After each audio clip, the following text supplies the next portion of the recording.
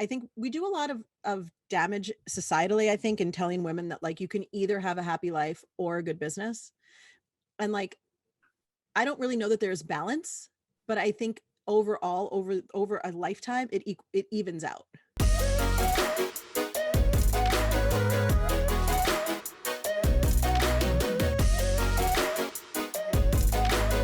What drives you? Because I can see when you're talking about your group coaching or your any of the things that you just Yeah. mentioned, your eyes light up. Yeah. And you said you're grateful. Does Yeah. gratitude play a role in how excited you are? I mean, that energy, I mean, I'm feeling it through the screen, even though we're two slash Yeah. 5 hours away from each other. Totally. I mean, here's the truth, Jonathan. I am a lower middle class kid from Brooklyn who was got brought into this world by a teenage mom. Like, no, if you look at me on paper, no. A multiple six-figure business, a healthy marriage, living across the country in a nice house with a nice no, no. The little girl who sat on the stoop in Brooklyn and wondered how the hell I was going to get out of there, super grateful for every single part of my life, 100%.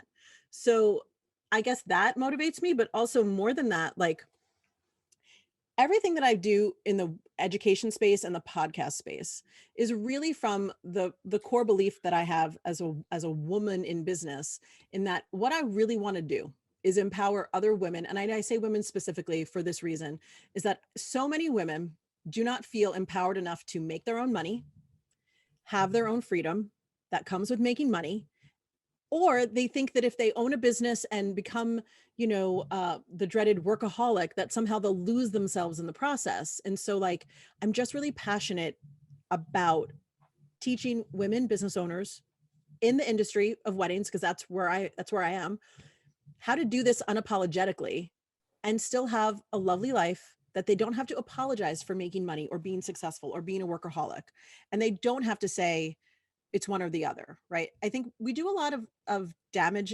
societally, I think, in telling women that like you can either have a happy life or a good business.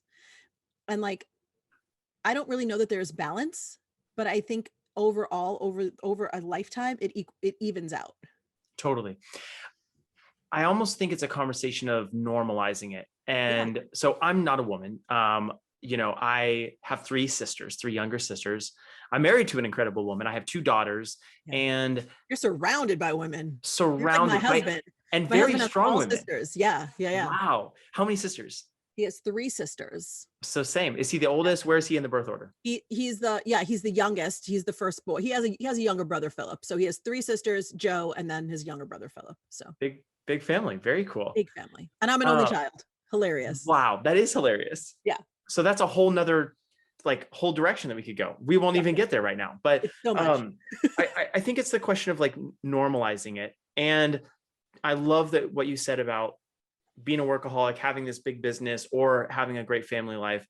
That's something that I think many people struggle with, because there are these stereotypes that we see.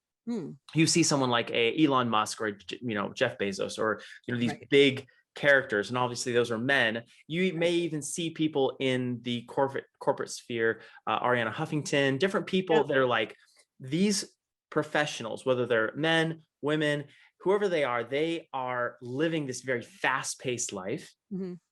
on this side, and they probably don't have time for their kids, or we know that they don't have time for their kids because there are horror stories or whatever it Right. is. Right. Right. And so understanding, helping educate, I think women, very, very important, certainly because there's kind of some stigmas there that are longer Yeah. lasting, but for men too, like you can and you should invest in your family. You're Yes. not successful if you've just made $1 million Right. and you have a screwed up relationship with your family, your kids, your wife, Right. right? Right. You So can't be I mean, here's the thing. The goal is not to be a millionaire and someone that everyone hates. Like you still want at least for me, like if I'm going to be a millionaire, I want to be an ethical, upstanding member of society millionaire, not someone who made my money on the backs of other people. totally. And that's something I don't think that gets talked about a lot. I think there are a lot of quiet millionaires who are like that, but Yeah. we don't see those folks. Those folks aren't Yeah. in media.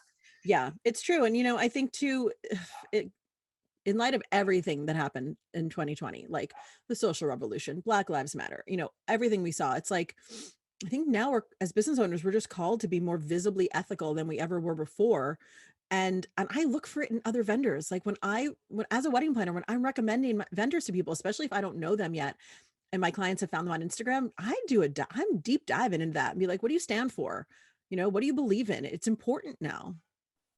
I like that. I really like that. I think that when you take the time to do that research and you're surrounding yourself with that group of vendors that echo the same thing that you have, the experience you're able to give to your client is a lot more seamless. There's synergy. It's not disjointed Yeah. because there's differences in opinion. I have noticed, I did a little deep dive on you, and you are very vocal Yeah. about your political beliefs and some of those different things. I have a question about that though for you. Yeah, sure. Do you feel like, because of the very obvious nature of these issues, whether Yeah. it's Black Lives Matter or women's rights or anything to do with the LGBTQ community, Yeah. where that can just be a badge that someone can try to take to say Yeah. that they're in the, I'm a good person. I'm a good person. Yeah. And I support this and I do this and I do this, but where they're not actually, they're just doing it because they want some social clout. Yeah. Do you see that? I mean, I'm sure it exists, right? And I don't know that I've seen the manifestation of it yet.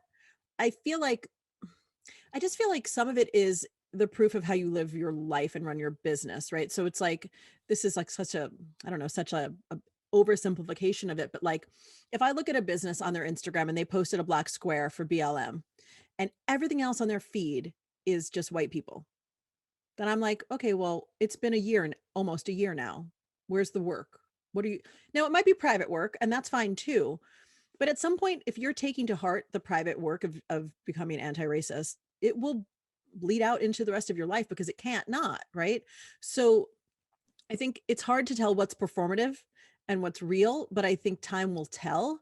And at least for the vendors that I really love and recommend, like I know them deeply as humans, and I think that it's just so important. And anyone who's listening who feels scared to share their values for fear of like, retribution or something, like it hasn't ever been my experience. In fact, so many of my clients have told me that they hired me because I'm so outspoken about what I believe in, because then they know that there's no gray area with me. Yeah. I had someone a few months ago, I think it was during the election. It was during the election. DM me on Instagram to say like, I follow you for wedding planning, not politics. And so I did a bunch of highlights on my Instagram, on my wedding planning Instagram about it, because I was like, just to be clear, what our ethics are. And if you don't like it, you can unfollow me. That's fine. But like, you can't come into my space and tell me I can't talk about these things. Like, Mhm. philanthropy is a core value of Moxie Bride events. Like, we give a substantial amount of money away each year to causes that I believe in, and I know my clients do too. So, you know, Do you, money is, money talks.